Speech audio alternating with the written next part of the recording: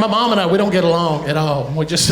She's what we call a covert narcissist. I don't know if you know what those people are, but it's always about them, always, you know.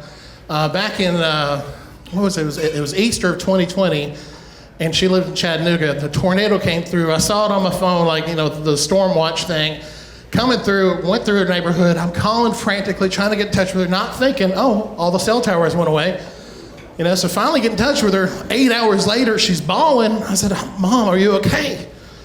She said, the whole neighborhood's gone. I'm walking the neighborhood. It looks like a war zone. And she's still crying. I said, okay, so, but you're alive, and your husband, he's good, because she got remarried to my father-in-law. And, yeah, roll tide. Yeah, I got it.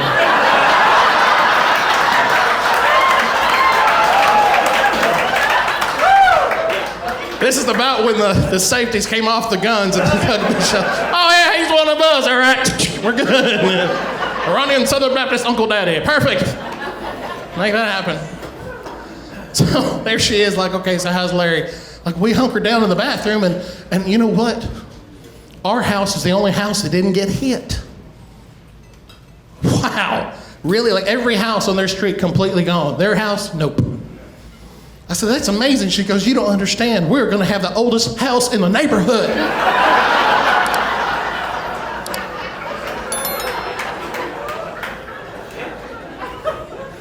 That's what we worry about right there.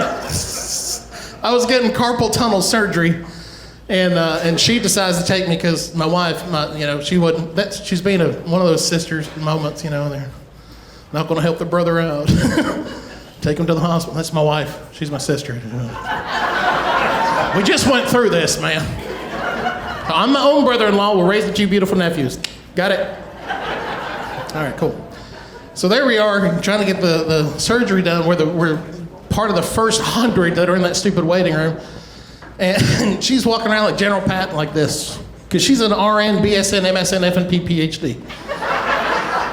She has spent her life in healthcare. And I believe anybody that spends that much time in healthcare is always going to be a negative person, because all they read is medical journals. And none of those have good stories. You know, they're always like, this is what happened, and everybody dies, you know?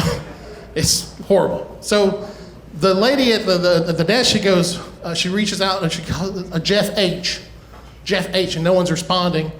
And my mom interjects and she goes, that's him out there in the lobby at the vending machines.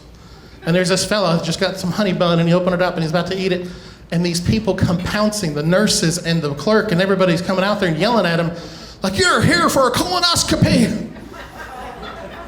Well, so HIPAA doesn't exist in Chattanooga, Tennessee. And so here we are, you know, 100 some odd people just saw this happen. And the guy can't respond because his mouth is full of honey bun, you know. And they're accosting him, and my mom is feeling fulfilled, like she helped out. Meanwhile, this fellow pops out of the bathroom, and he goes, "Does someone call my name?" Listen, if you're here for colonoscopy, you'd think as a nurse, look for the person still leaking, right? I mean, look in there first.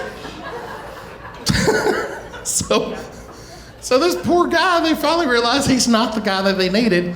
And I'm like, Mom, you just ruined the day of 5 people. Because you had to be in the middle of something, you know?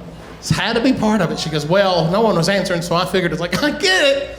I get the justification, but you gotta apologize. No, he shouldn't have been in the bathroom. Like, it's always someone else's fault. Oh my goodness. So it turns out that fella was there bringing his wife to surgery. She couldn't eat since midnight, so he didn't eat since midnight because he didn't want to make her hungry by eating. So he waited until she got taken back to the procedure room, and he went to go get a honey bun.